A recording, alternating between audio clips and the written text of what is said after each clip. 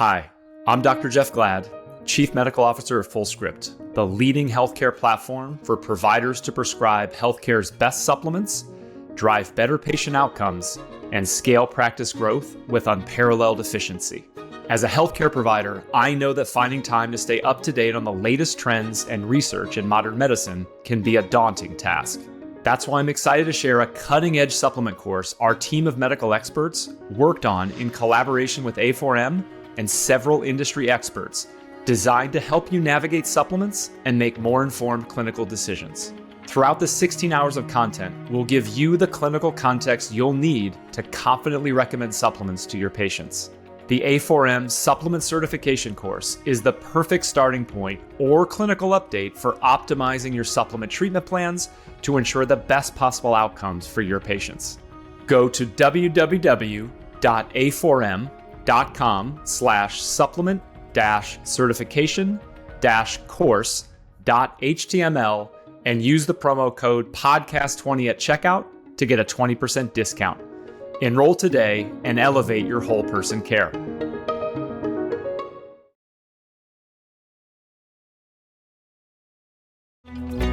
Welcome to Redefining Medicine, an intimate and personalized program that illustrates a different side of the practice of medicine. Our in-depth conversations will focus on the physicians and practitioners who are redefining medicine through their integrative, functional, and holistic approach to health and well-being.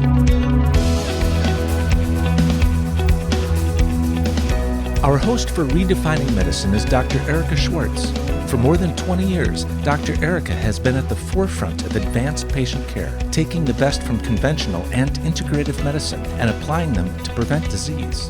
Dr. Erica is a distinguished A4M faculty member in disciplines ranging from hormone therapy, peptide therapy, and IV nutritional support. So we're in San Antonio at the Women's Health Summit, and it's day 2, and I have the honor, the pleasure, the extreme happiness of having Dr. Jenn Simmons with me.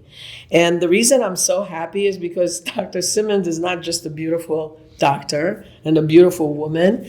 She is a very important breast surgeon who's actually telling the truth. She's from Philadelphia. I mean, you live in Philadelphia. Yes, I do.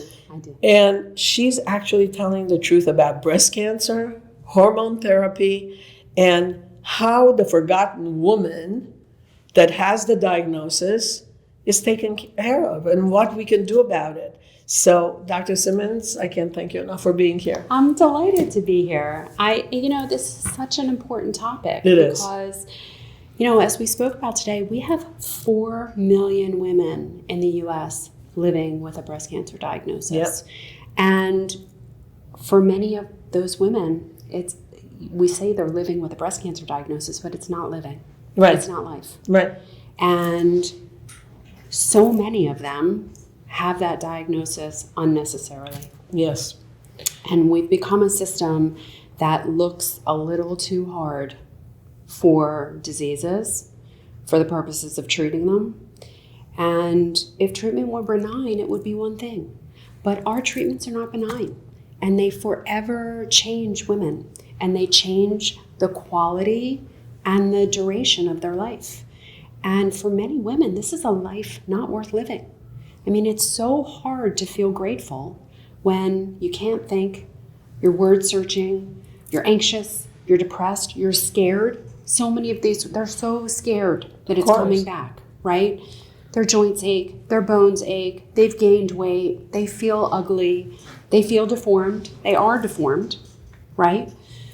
Dry skin, dry hair, dry everything, no libido, they're incontinent. Like, it goes on and on and on. And it's really hard to feel grateful when you feel awful. Right. So how did we get to this disastrous point in time? Yeah. We got to this disastrous point because of mammography. Right. And it's a sad, sad story. And I do believe that when we started to screen with mammography, I think we did it with the best of intentions. Don't we do everything with best Yes. intentions? Yes. And then we don't think of what's going to happen, what the consequences are? Yeah, Yeah. we don't think about the down. And now it's become a system that's like too big. and the fox is running the hen house, right? That's what's happening, is that it's been taken over by industry, and so many livelihoods are tied to this program. Because when you look at breast cancer incidence, before we had digital breast tomosynthesis, which came out in around 2012, 2014, like the clinical trials were then, and then it started to roll out. And you see the incidence of breast cancer rise exponentially. However, survival also goes up. Of course. And it's because we're finding all of these screen cancers that would have never presented. But the problem is, once you give a woman that diagnosis, she's committed to treating, and she's committed to treating for so many reasons. First of all, the world is scaring the shit out of her. Exactly. She's terrified. She thinks she's going to die of breast cancer. And nowhere is the conversation that most of these things are nothing. Right. And quite frankly, when we look at autopsy studies, we know that there is a huge incidence of breast cancer on autopsy that never did anything, that wasn't clinically relevant. Right. And that is true in life as well. Right. So we're finding all of these screen cancers and committing women to treatment, and they are forever changed and not for the good. And beyond that, what makes me even more angry is that our treatments for breast cancer actually make people more susceptible to the other chronic diseases, real chronic diseases like cardiovascular disease, which women will die of cardiovascular disease exponentially more in every decade of their life past the age of 30.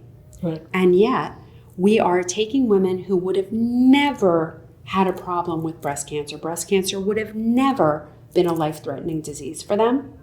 We treat them and we give them a life-threatening disease. It's like my father, when I was little and I used to cry, and he said, I'm going to give you something to cry about. Oh my God. Right? Yes. This is what we're doing. But that's what we're doing, yes. This is what we're doing. We're giving women something to worry about. Right. Because cardiovascular disease is very, very serious. Now, I don't want to diminish breast cancer in that there are certainly... But you're really the true expert.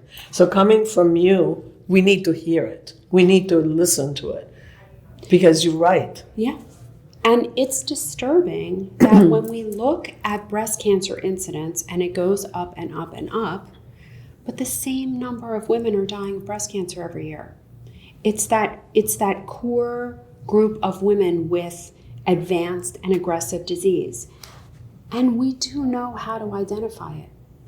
So why aren't we?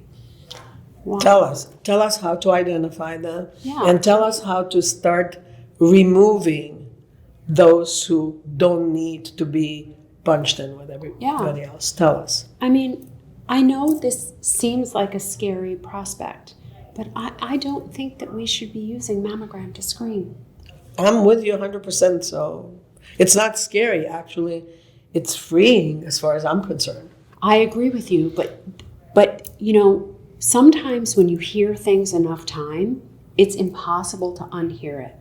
And what has the message been for the last 50 years? Mammograms. Sure, it's the same as HRT is bad for you, it gives you cancer. Right. And they're both wrong. Right. They're both wrong. They're both totally wrong. But in the case of HRT, you have decades of providers that have been trained to believe that HRT causes breast cancer. Right. But, you know, sometimes when you hear it enough, you just believe it. Well, because And we that's live the in case. fear, because the whole healthcare system is about scaring women and men. Men don't participate as much, but it's about scaring them. And then once people are scared, you can actually do whatever you want with them. Yeah.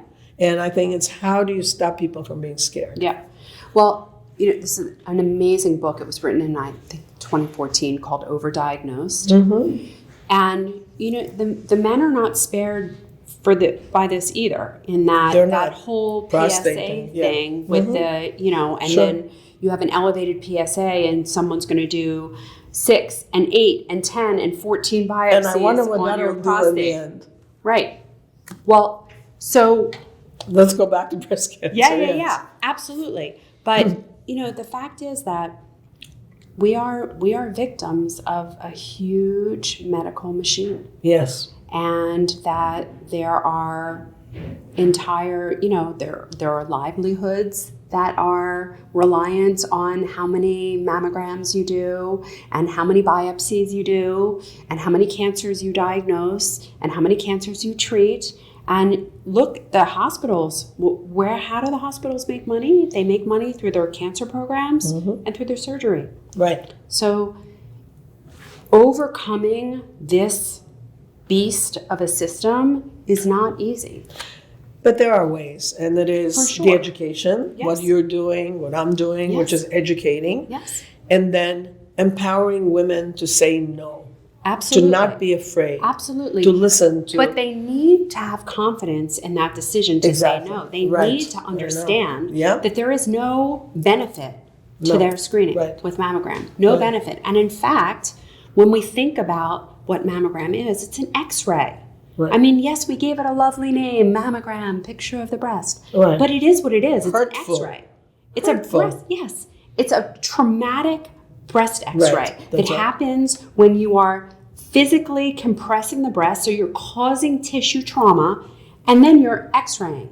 And when are we most vulnerable to toxins? When we're damaged, Of course. right? So we are actually creating this disease. Yes, we are. This is the crazy part that no one talks about. And I have so many haters like on social media and these They just don't. career, They just don't know. They're career not. radiologists. But Yeah. Oh, they don't come know. on. They don't know. How did they not know? I don't know. They live with blinders on. They live with blinders on, which I did for 20 years. I But lived it's with amazing blinders because on. people like you who've seen the light, who've experienced it, who are diagnosed with it, who had the family history to go with it, are the ones who are really telling the truth and are helping. Yeah. And you need to be heard. Well, I'm trying to get on as many stages as I can and scream it from the rooftops because we cannot continue to hurt the very population who we pretend to want to protect. And we have to protect these women. We have to protect them from unnecessary diagnoses. We have to protect them from overtreatment. And for those that have already been treated, we have to give them their lives back. We have to look at them holistically. We have to help them with all of the dietary and lifestyle things that we know drive health. We have to help them get to their root cause. We have to help them to eliminate whatever that causative thing was for them. And then we have to help them get their lives back by restoring hormone balance, by restoring hormone health, right? And I think that the more loud voices there are, and the more we help women, they will tell the rest. Yes. They will tell the rest. So for my part, because I think that most women are really uncomfortable not screening. They feel irresponsible. They feel scared. So what I tell people to do is, I think everyone should be doing self-breast examination because Totally. to me, clinical disease is the only thing that matters. Exactly. And I remember when we were actually specifically given instructions from the societies that self-exams were not necessary. And I can't imagine how you would say to a woman, don't examine your breasts. You live with them. They're your breasts. You should know exactly what's going on inside them. And only your self-exam will help. Of course. Of course. But remember when they said no? Of course. And And why did they say no? Why would they say no? Because they want you to be reliant on them. Right. This is But they don't paternalistic live in your love. life, in your body. Of course not. They don't. I wrote a book But- called Don't Let Your Doctor Kill You. And I said, the doctor doesn't know best. The doctor doesn't live in your body. No. How could you? No, the patient is the doctor of the Yes. future. Which is not to put undue pressure on people. Like, I don't think that anyone needs to be their own doctor, right? But you need to have tremendous self-awareness, and no one is going to know you better than you know yourself, and no one is going to care about you more than you care about. Right. That's assuming that you feel confident, that you actually listen to the people who are telling you the truth, Yeah.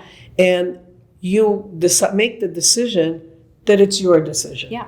It's not somebody else's decision what you're going to do. But we have to empower these women. That's we right. have to That's empower right. them to take ownership over their bodies. Right. And also to dial in and trust their intuition. Yes.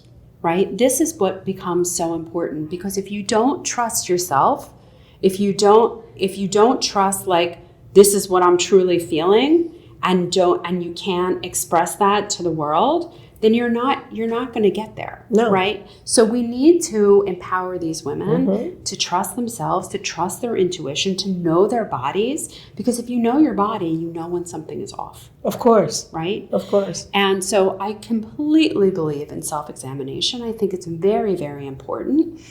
And not for nothing, but most doctors do not know how to examine a breast anyway. Which is really sad. Really sad. But it even gives you even more reason why the woman should do the self-exam. For sure, absolutely. And going along with that intuition where, so many times the doctor tells you this is nothing. Mm-hmm. And it's not nothing. You feel it's not nothing, and yet you trust in this paternalistic relationship. And I'll tell you, it's a different world these days, and we need to be so much more open as providers, because, 15 years ago, if someone would call me and tell me that they had an 18-year-old in their office and she has a breast lump, I would say, tell her 100% it's nothing. And I'll see her next week, next month, like whenever she comes home from college, like whatever it is, right? It's 100% nothing. I can't say that anymore. No, I understand that. Yeah. But I think that will go back the moment women feel empowered. The moment we stop being afraid that we're missing something. Yeah. The moment we realize that tamoxifen is not the answer. No. That's not the solution. That diagnosing DCIS as cancer is not true. No. That is particularly horrible. And you and I remember a time when we didn't do anything about DCIS. No, it wasn't a cancer. And it should still be that way. Exactly. Right? DCIS, in my opinion, is an opportunity. That's exactly what it is. This is an opportunity for you to take stock in your life, to take stock in your health. Your diet, your exercise, everything you're doing. Yes. Right, yes. Exactly. And we should not be removing breasts for DCIS, and yet that's what's happening.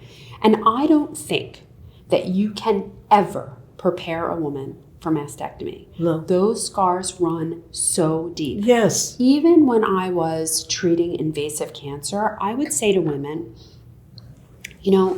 if I do a mastectomy on you like you're requesting, I promise you there will never come a time, there will never come a day where you don't remember that you had breast cancer. Right. It will forever be with you. Yeah. But if I do a lumpectomy, I do a well-done lumpectomy, I leave you with your breast, there is going to come a time where you will no longer be defined by breast cancer.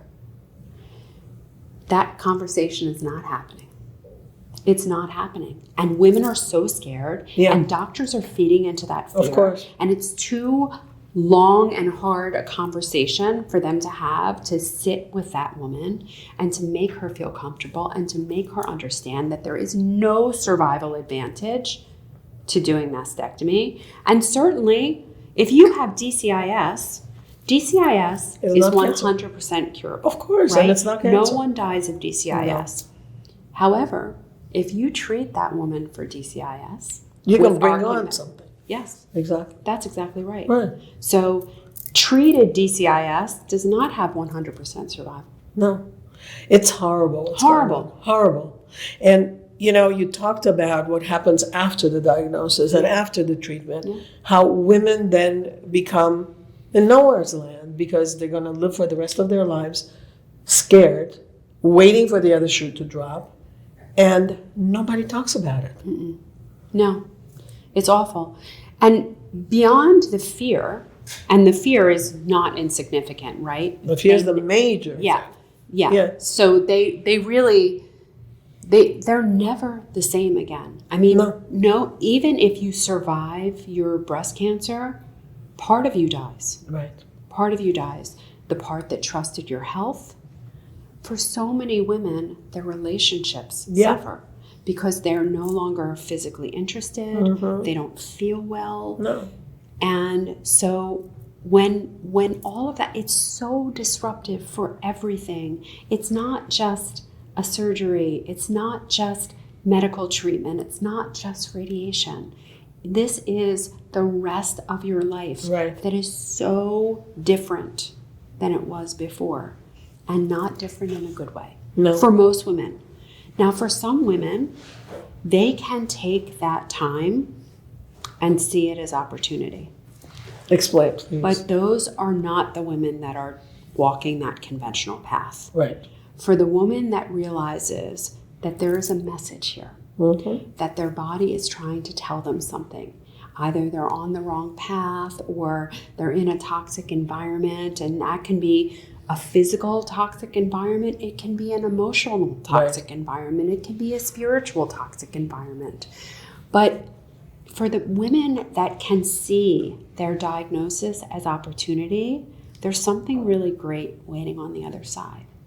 I mean, this is my story.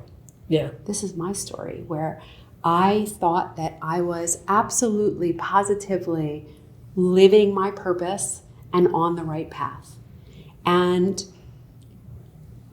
not that I'm grateful for my diagnosis, right? And I don't think people should be grateful for their diagnosis. So don't get me wrong, and I'm not trying to over glamorize it. And I had 3 years of living hell. I believe you. However, if you can see the message, if you can hear that and allow that to guide you towards the place that you're supposed to be going, it's really a beautiful thing. And I, quite frankly, have never been healthier. However, I did refuse treatment. And not everyone has the confidence to do that. And not everyone needs to do that. But what we all need to do when we're going through that period, everyone will get a treatment plan. What you choose on that treatment plan, what you pick from column A and column B and column C is up to you. But what everyone needs at that time in their life is a health plan. And that's what we need to carry forward. And for everyone, it's taking every day and deciding, is this going to make me healthier? Right. Or is this going to take me back to where I don't want to be? Right. And it's that constant realization that bringing that to your forebrain, that being completely conscious of how you're living your life, that leads to many, many, many amazing things. And that bleeds out.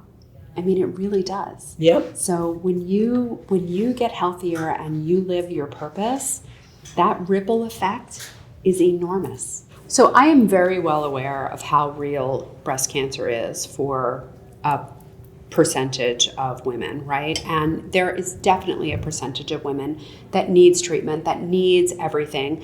But I wanted them to be able to make an informed decision. And most women who get a breast cancer diagnosis are not able to do that because they're not given the information. Of course. They're not given the information that they need to truly make an informed decision, and they don't know what to do and who to turn to. So I spent the last year writing The Smart Woman's Guide to Breast Cancer. And this really, of course I wrote it for women with a breast cancer diagnosis, but I think that every woman would benefit from reading this book. And every provider. And every provider, for sure. Most women who read my book then go and buy a copy and bring it to their doctor. Right. So, what happens is you get handed this diagnosis, you get handed a piece of paper, a pathology report. You have no idea what it means or how to interpret it. No one takes the time to explain it to you. So I've done all of that. And then I've given women all the questions that they need to ask their breast surgeon, that they need to ask their medical oncologist, their radiation oncologist, their reconstructive surgeon. I've given them the book that they can just bring with them and ask the questions. And if your doctor is not answering those questions, you need to move on. No kidding. This is a partnership, Of course. and it has to be a partnership. Yes. You have to feel comfortable. Of course. And you have to feel like whatever you're going to do is right for you. Right. One size fits all does not work. It just leads to more side effects and more sickness, right? And you need to learn how to build a team. So I show you how to build your team. I show you who should be on your team. And then I provide you with the thing that I think is the most important. Because even if you do get conventional treatment, the end is you need a health plan. Mm-hmm. Everyone needs a health plan when they are going through this. Because when you build your health, disease goes away. Exactly. And that's ultimately what we're after. We're not after killing breast cancer. It doesn't work. You know, people who think about the important thing is to kill the breast cancer, you're missing the point. Your body, this is not a war, right? I hate that language. I hate that terminology, right? We are not at war with cancer because cancer is a part of us. Mm-hmm. It's the part of us that is saying, this isn't working. Right. You got to change your lifestyle. Yes. That's all it says. You have to change. That's all it says. Yes. And so you don't want to kill that part of yourself. You want to love that part of yourself. You want to nurture that part of yourself. You want to change that chemistry of stress that is driving disease to the chemistry of joy. And you need a plan to do it. Keep on screaming it from the rooftops. And because your credibility, because your passion, because of who you are, you will make an enormous impact and help so many more providers to see the light and women to take ownership. Yeah. Thank you so much, Dr. Oh, it's my pleasure. Thank you for having me. Thank you.